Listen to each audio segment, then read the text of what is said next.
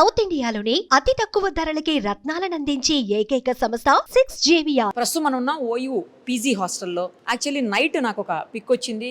అదేంటంటే తింటున్నటువంటి ప్లేట్లో రైస్, ఆ రైస్లో ఒక బ్లేడ్. అది చూసి నేను ఇమీడియట్గా కాల్ చేశాను. ఏమైందంటే వాళ్ళు చెప్పారు అప్పుడు ఫుడ్లో బ్లేడ్ వచ్చింది మేడం అని చెప్పి. సో వీళ్ళు రాత్రి నుంచి కూడా ఇష్యూ నడుస్తూనే ఉంది. గతంలో కూడా చాలాసార్లు ఒకసారి అయితే ర్యాట్ అని చెప్పి, ఒకసారి ఏమో ఈగలు, చనిపోయిన ఈగలు రావటము, ఒకసారి ఏదో పగిలిపోయిన గ్లాసు ముక్క రావడము, ఇలా రకరకాల వీళ్ళు రెగ్యులర్గా ఫేస్ చేస్తూనే ఉన్నారు ప్రాబ్లమ్స్. చెప్తున్నప్పటికీ కూడా చేంజ్ రావట్లేదు అని చెప్తా ఉన్నారు. ఎంత కంప్లైంట్ చేసినా కూడా. మన ఇళ్లలో అయితే మనం ఇలాగే వండుకుంటామా?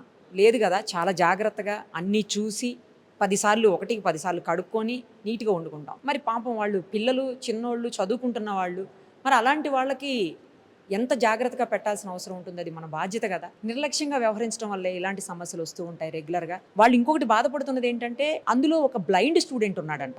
సో పొరపాటున బ్లేడ్ గనక ఆ అబ్బాయి ప్లేట్లోకి వెళితే ఏంటి పరిస్థితి అని, అది గొంతులో దిగబడితే, ఇంకేమన్నా జరిగితే, జరగరానిది ఏదన్నా జరిగితే ఎవరు బాధ్యత వహిస్తారు? సో వీటన్నిటికీ చెక్ పెట్టాల్సిన అవసరం ఉంది. ర్యాండమ్గా అధికారులు ఎప్పటికప్పుడు కిచెన్లను, లోపల ఉన్నటువంటి మెటీరియల్ను చెక్ చేస్తే తప్పించి ఈ ప్రాబ్లమ్స్ సాల్వ్ అయ్యేలాగా లేవు.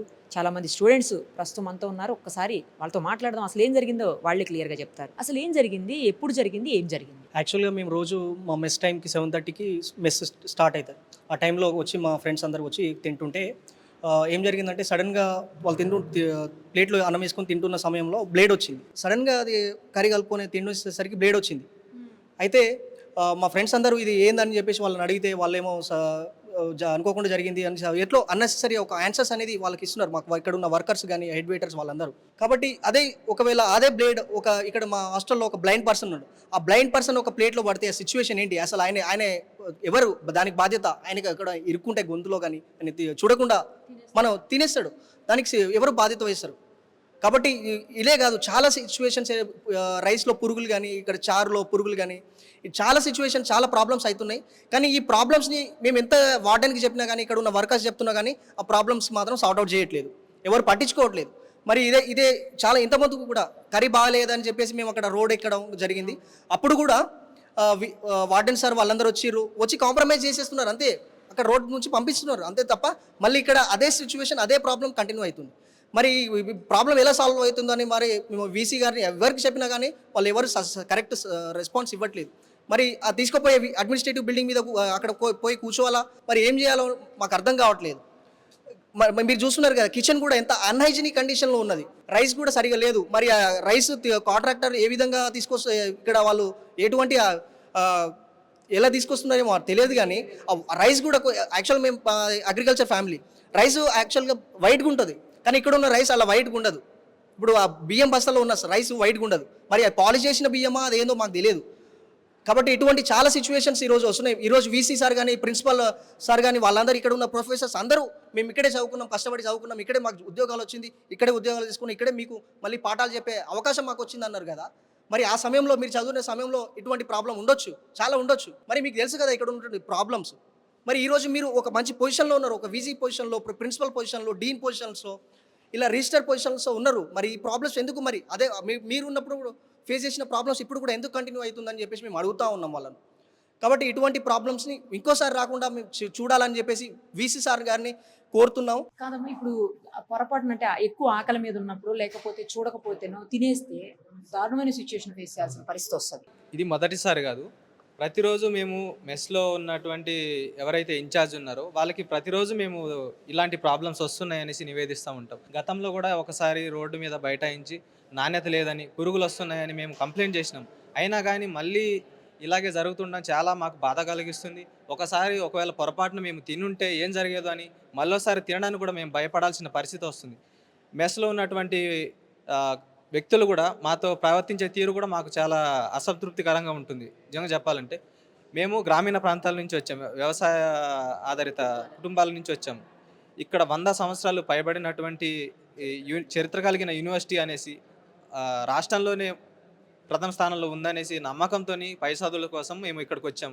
కానీ ఇక్కడ మేము చదువుల మీద దృష్టి పెట్టాలా, లేకపోతే ఇక్కడ జరుగుతున్నటువంటి ఈ నాణ్యత లేని ఆహారం తినేసి మేము ఏమవుతుందనే ఆందోళనలో మేము బతకాలా అనేది మాకు అలాంటి అసందిగ్ధంలో ఉన్నాం మేము. చాలా సార్లు గతంలో కూడా ఎన్నో సార్లు యూనివర్సిటీకి సంబంధించినటువంటి విద్యార్థులు కావచ్చు, స్కాలర్స్ కావచ్చు, లేకపోతే ఇక్కడ ఉన్నటువంటి పీజీ స్టూడెంట్స్ అందరూ కూడా బయటకు వచ్చి ఫుడ్ విషయంలో గొడవలు చేసిన సందర్భాలు ఉన్నాయి. అయినప్పటికీ కూడా రిపీటెడ్గా ఇలా ఫుడ్లో నాణ్యత లేకపోవడం, మరీ దారుణంగా బ్లేడ్ లాంటివి రావడం. ఎందుకంటే అవి షార్ప్గా ఉండేటువంటి ఆబ్జెక్ట్. సో కట్ అయిపోతే ఏంటి పరిస్థితి? అయితే ఇంతకుముందు ఏదైతే ఉన్నదో ఇంతకుముందు దాదాపుగా 2-3 సార్లు కూడా ఇదే హాస్టల్ నుంచి రోడ్ ఎక్కిన పరిస్థితులు మనం చూసాం, న్యూస్లో చూసాము, చాలా బ్రేకింగ్ న్యూస్లలో చూసాం కూడా. అయితే మనం ఏమంటున్నామంటే ఇంతకుముందుకు 2-3 సార్లు కూడా ఒకసారి ఈగ వచ్చింది, ఒకసారి పురుగు వచ్చింది, ఇంకోసారి గాజువక్క వచ్చింది. ఇలా ప్రతిసారి చెప్పినప్పటికి కూడా, ఎన్నిసార్లు చెప్పినప్పటికి కూడా అధికారులు అయి ఉండొచ్చు, ఇక్కడ పనిచేసే స్టాఫ్ అయినా లేదా కేర్ టేకర్లు అయి ఉండొచ్చు, చెప్తా ఉన్నారు చూస్తాం, మళ్ళీ తర్వాత ఇది రిపీట్ కాకుండా చూస్తామని చెప్తా ఉన్నారు. కాబట్టి కానీ అది ఇప్పటి వరకు కూడా రిపీట్ అవుతూనే ఉన్నది. మొన్న ఏదైతున్నదో, నిన్న ఇది జరిగిందా, దానికి ముందు రోజు నైట్ ఏదైతున్నదో అది ఆ రోజు పురుగు వచ్చింది. ఆ పురుగు చూపించినప్పటికి కూడా లేదు బాబాయ్ ఇది రిపీట్ కాదు, మళ్ళీ రేపు రాదు అని చెప్పేసి చెప్పిండు. అదేవిధంగా అదే రోజు తెల్లారి మళ్ళీ ఆ రోజు ముందు పురుగు వచ్చింది, దీని తెల్లారి మళ్ళీ నైట్ బ్లేడ్ వచ్చింది. అయితే ఒకవేళ అదే బ్లేడు ఒకవేళ ఇదే హాస్టల్లో బ్లైండ్ విద్యార్థులు కూడా ఉన్నారు, ఒకరిద్దరు బ్లైండ్ విద్యార్థులు ఉన్నారు. ఒకవేళ వాళ్ళు చూసి చూడక ఒకవేళ దాన్ని సరే కలిపేటప్పుడు అన్నంలో మిక్స్ అయ్యి లోపలికి వెళ్ళిపోయి ఒకవేళ ఆ పరిస్థితి ఏమన్నా అయితే ఎవరు బాధ్యులు? కనీసం పట్టించుకునే రోజు పాపాన యూనివర్సిటీ కూడా పోదు, ఎందుకంటే మాకు సంబంధం లేదని చేతులు దులిపేసుకుంటారు. అదేవిధంగా కేర్ టేకర్ ఏమంటాడు, అన్న నేను చేసినా, నేను బాధ్యుని కాదు, మెస్ వర్కర్లు చేసి ఉండొచ్చు అని చెప్పేసి ఆయన దులుపుకుంటాడు. ఒకవేళ అలాంటి ప్రాణం పోతే ఎవరు బాధ్యులు? బాధ్యత అనేది సరే దానికి ముందు జరగనప్పుడు బాధ్యత ఎవరైనా తీసుకుంటుండొచ్చు. ఇప్పుడు ఒకవేళ ఈ బ్లేడ్ వచ్చిందని ఇష్యూ చేసినాము, బాధ్యత తీసుకుంటుండొచ్చు, నేను కాకపోతే నేను. ఒకవేళ జరగని సంఘటన జరిగినప్పుడు ఎవరు బాధ్యత తీసుకోవాలా? బాధ్యత తీసుకునే బాధ్యులు ఎవరు అని అడుగుతున్నాం. కాబట్టి ఇలాంటివి రిపీట్ కాకుండా మరొకసారి ఇవి జరగకుండా అదేవిధంగా ఫుడ్లో నాణ్యత పెంచాలా. ఇప్పుడు కాంగ్రెస్ ఏదైతుందో గవర్నమెంట్ వచ్చిన తర్వాత మొన్న వారు మెస్ బిల్లులు పెంచాము, ఇంతకుముందు ఉన్న 1500 కాకుండా ఇప్పుడు 2500 చేసామంటున్నారు కదా. కానీ మేమేమంటున్నామంటే ఇప్పుడు 2500 మెస్ బిల్లు వస్తున్నప్పటికీ కూడా ఇక్కడ కూడా మనం బిల్లు చూస్తున్నాం, విద్యార్థులకు 2700 నుంచి 3000 వరకు బిల్లు వస్తుంది. అయినప్పటికీ కూడా నాణ్యత ప్రమాణం చూస్తే కనీసం 1000 రూపాయల నాణ్యత ప్రమాణం కూడా లేదు. అదేవిధంగా వాటర్ చూస్తూ ఉన్నాం మనం, ఇక్కడ తాగే వాటర్ ఏవైతున్నాయో అత్యంత కలుషితమైన వాటర్. ఇంత పెద్ద యూనివర్సిటీ, 100 ఏళ్ల చరిత్ర కలిగినటువంటి యూనివర్సిటీలో తాగే వాటర్ అత్యంత కలుషితమైనటువంటి వాటర్. ఎందుకంటే ఇది మేము ఎలాంటి టెస్టులు చేయలేదు, జస్ట్ మా బాడీ ఏదైతే ఉంటుందో అది రియాక్ట్ అవుతుంది కదా. ఒక 10 రోజులు ఇంటికి వెళ్ళి వస్తే తర్వాత ఇక్కడికి వచ్చినాక ఒక 2 రోజుల్లో సరదా అవుతుంది, జలుబు వేస్తుంది, అదేవిధంగా బాడీ అంతా కూడా వీక్నెస్ అయిపోతుంది. ఎందుకంటే మనకు డాక్టర్లు చెప్తూ ఉంటారు 70% మన బాడీలో వాటర్ ఉంటుంది. సరే నువ్వు ఫుడ్ అనేది నాణ్యత లేకున్నా కూడా బాడీ ఇంటేక్ చేసుకుంటుంది, నీ బాడీకి ఏదో ఇమ్యూనిటీ పవర్ వల్ల బూస్ట్ అవుతుంటుంది, నడుస్తుంటుంది.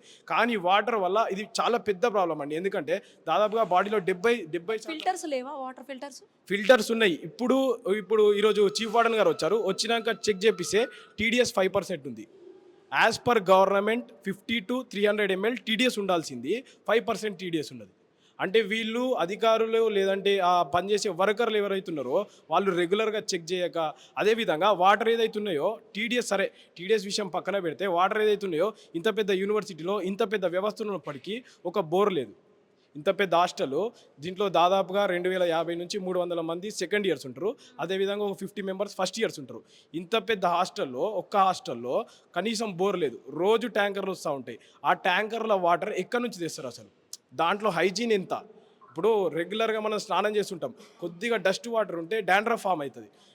ఈ హాస్టల్లో ఉండే విద్యార్థులకు రెగ్యులర్గా డస్ట్ ఫామ్ అయ్యి రెగ్యులర్గా ఎలర్జీలు, ఇవన్నీ skin allergies, dust, dandruff form అవ్వడము, తాగిన వాటర్ లోపల ఇంటెస్టైన్, లేదంటే నిన్న మా ఫ్రెండ్ ఒక ఆయన సరే అయిపోయింది, ఆయన ఇంటికి పోయేసి చెక్ చేసుకుండు, ఒక గంట సేపు నిలబడితే నీరసంగా ఉంటుంది, బాడీ చెమటలు పోస్తున్నాయి ఏందనేసి ఫుల్ బాడీ చెకప్ చేపిస్తే ఇమ్యూనిటీ పవర్, నీకు ఏదైతే ఇమ్యూన్ పవర్ ఉంటుందో అది డౌన్ అయిపోయింది, టోటల్గా డౌన్ అయిపోయింది. ఎందుకు అని అడిగితే నువ్వు తినే ఫుడ్ ఏదైతే ఉన్నదో దాంట్లో సరైనటువంటి పోషకాలు లేనందువల్ల, అదే నువ్వు తాగే నీరు ఏదైతే ఉన్నదో దాంట్లో సరైనటువంటి నాణ్యత లేకపోవడం వల్ల ఈ యొక్క ఇమ్యూనిటీ బూస్ట్ ఏదైతే ఉన్నదో అది తగ్గిపోయిందని కూడా చెప్పడం జరిగింది. యూనివర్సిటీ ఫుడ్లో బ్లేడ్ రావటం అనేది చాలా దారుణమైనటువంటి, అత్యంత ఘోరమైనటువంటి సంఘటన. ఎవరి నిర్లక్ష్యం వహించినా కూడా తప్పే అది.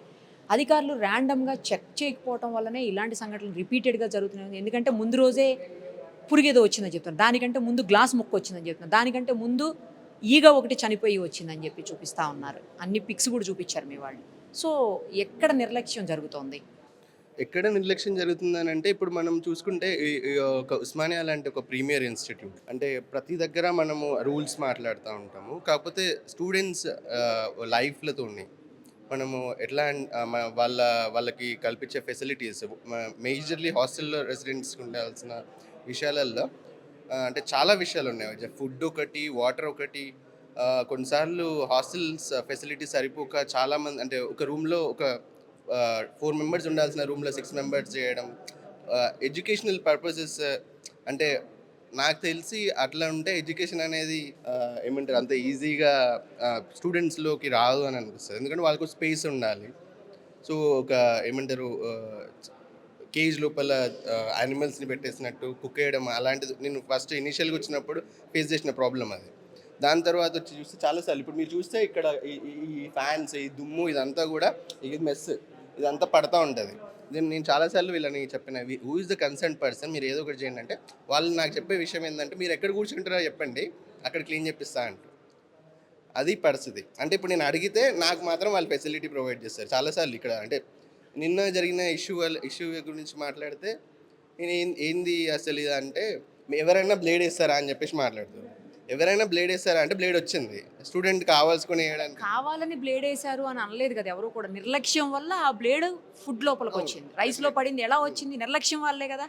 జాగ్రత్తగా మన ఇళ్లలో అలా వండుకోం కదా. ప్లేట్ వరకు వచ్చింది అని అంటే అక్కడ ఏదో అంటే ప్రాసెస్లో ఎక్కడో మిస్ అవుతుంది అనే అర్థం. కావాలని అంటే వాళ్ళ క్లెయిమ్ ఏంటంటే ఏదో స్టూడెంటే లేకపోతే ఇటు సైడ్ నుంచే ఏదైనా జరిగి ఉండొచ్చు అన్నట్టు వాళ్ళు మాట్లాడతారు. కానీ అట్లాంటి దాని ముందు రోజు పురుగు అట్లా ఇవి జస్ట్ రీసెంట్ ఇన్సిడెంట్స్ 3-4 ఉన్నాయి. అట్లా మంత్లీ సెవెరల్ ఇన్సిడెంట్స్ జరుగుతూ ఉంటాయి. ఈగలు, వాటర్ అయితే చాలా పెద్ద ప్రాబ్లం అందరికీ. మీరు చూస్తే అందరు మాట్లాడిన వాళ్ళు మోస్ట్లీ పీపుల్కి అందరికీ కోల్డ్ అయితే ఉంటుంది. వాటర్ ప్రాబ్లం అది ఇక్కడ. సో ఈ విషయాల్ని అంటే సరిగ్గా మనం అడ్రస్ చేయకపోతే, ఇట్లాంటి ప్రాబ్లమ్స్ని అడ్రస్ చేయకపోతే రేపటి రోజు అంటే ఈ స్టూడెంట్స్ అంటే ఈ స్టేట్ మొత్తానికి కూడా ఒక ఒపీనియన్ లీడర్స్ లాంటి ఉస్మానియాలో చదువుకున్న వాళ్ళు వీళ్ళు చెప్తే అంటే గ్రామీణ ప్రాంతాలలో కావచ్చు, మారుమూల ప్రాంతాలలో ఉండే వాళ్ళకి వీళ్ళు చదువుకున్న వాళ్ళు వచ్చి చెప్తే అంటే వాళ్ళకి ఒక ఏమంటారు ఒక నమ్మకం కలుగుతుంది. అంటే వీళ్ళు చదువుకున్నారు, ఉస్మానియాలో చదువుకున్నారని. సో వీళ్ళ పరిస్థితి ఎట్లుంటే మనం ఉస్మానియా పరిస్థితి ఎట్లుంటే మనం ఇంకా వేరే ఎలా ఉంటుంది అన్నది మనం సుమన్ టీవీలో మీ పర్సనల్ అండ్ బిజినెస్ ప్రమోషన్స్ కోసం కింది నెంబర్కి కాంటాక్ట్ చేయండి.